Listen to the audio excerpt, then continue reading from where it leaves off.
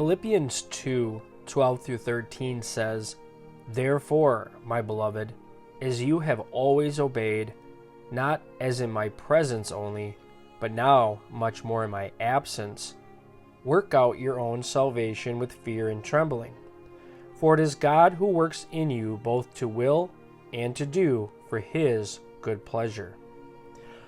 Paul presents two opposite and yet completely harmonious sides of the Christian life. The first, emphasizing man's responsibility based on the truths just presented, and the second, emphasizing God's sovereign enablement, which allows man to fulfill his responsibility. Although God's part follows in Philippians 2:13, clearly man's part in verse 12 would be impossible without God's empowerment. Martin Lloyd-Jones says, quote, "That is where the New Testament way of life differs from a merely ethical system. Any appeal to the world to live a Christian life before it has become a Christian is, as we have seen, a negation of Christian teaching." The Greek verb rendered "work out" means to continually work to bring something to fulfillment or completion. It cannot refer to salvation by works, but it does refer to the believer's responsibility for active pursuit of obedience in the process of sanctification or being set apart. Do you not know that those who run in a race all run, but one receives the prize? Run in such a way that you may obtain it. And everyone who competes for the prize is temperate in all things. Now they do it to obtain a perishable crown, but we for an imperishable crown. Therefore, I run thus, not with uncertainty. Thus I fight, not as one who beats the air, but I discipline my body and bring it into subjection, lest, when I have preached to others, I myself should become disqualified. 1 Corinthians 9:24 through 27.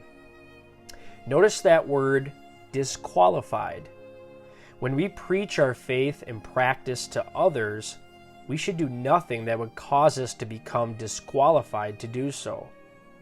A contestant failed to meet basic training requirements could not participate at all, much less have an opportunity to win. Another verse related to working out our salvation, quote, "Therefore, having these promises, beloved, let us cleanse ourselves from all filthiness of the flesh and spirit, perfecting holiness in the fear of God." 2 Corinthians 7 verse 1. Or how about Galatians 6:7 through 9? "Do not be deceived. God is not mocked. For whatever a man sows, that he will also reap. For he who sows to his flesh will of the flesh reap corruption. But he who sows to the Spirit will of the Spirit reap everlasting life. And let us not grow weary while doing good, for in due season we shall reap if we do not lose heart." So let's go further. Paul had just described Christ's obedience to the will of his Father. Based on Christ's example of selfless obedience, and even their past obedience when Paul was present with the Philippians, they were to allow these truths to motivate them to be diligent to obey Paul's command to work out their salvation, under grace, not law, even though Paul was not present.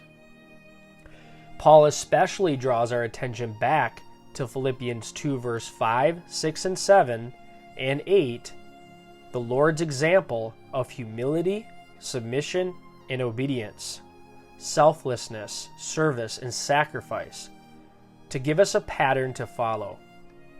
Jesus, after terrible suffering, was finally vindicated. So shall we be.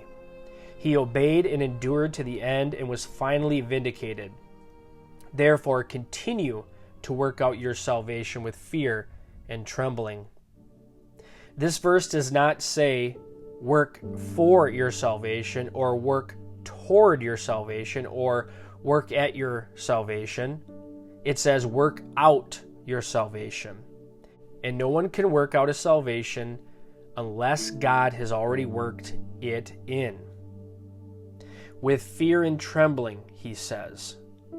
There is no walking in the ways of the Lord until his fear will be established in your hearts. There can be no genuine morality apart from the fear of God. How can a man obey God while his affections are alienated from him? Paul is saying, first, have a proper heart and mind attitude, and then carry out the action of your working your salvation thoroughly and to completion.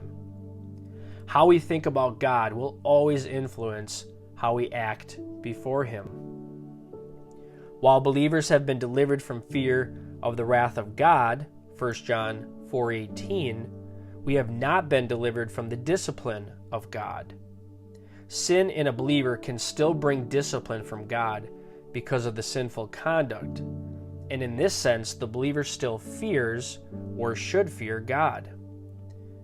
For it is God who works in you both to will and to do for his good pleasure. Although the believer is responsible to work, the Lord actually produces the good works and spiritual fruit in the lives of believers. John 15, verse 5. This is accomplished because he works through us by his indwelling Spirit. Do you not know that you are the temple of God, and that the Spirit of God dwells in you? If anyone defiles the temple of God, God will destroy him, for the temple of God is holy, which temple you are. 1 Corinthians 3:16-17. Are you so foolish? Having begun in the Spirit, are you now being made perfect by the flesh? Galatians 3:3. The Wuest Greek translation puts this verse like this: For God is the one who is constantly putting forth his energy in you, both in the form of your being desirous of and your doing his good pleasure. It is not a let go and let God affair.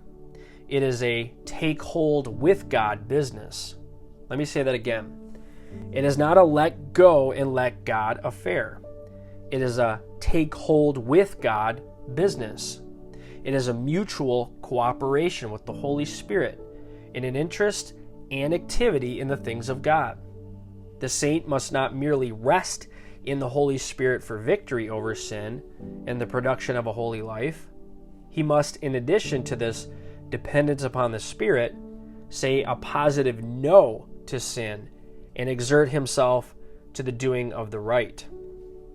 Adrian Rogers comments on this verse, quote, "When you have a godly desire, that desire is from God, because no good thing can come out of our old, vile heart.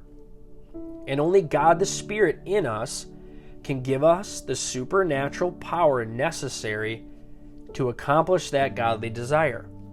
So we could paraphrase verse 13 in simple words by saying that God's Spirit is continually giving us the grace, the desire and power to do what pleases him.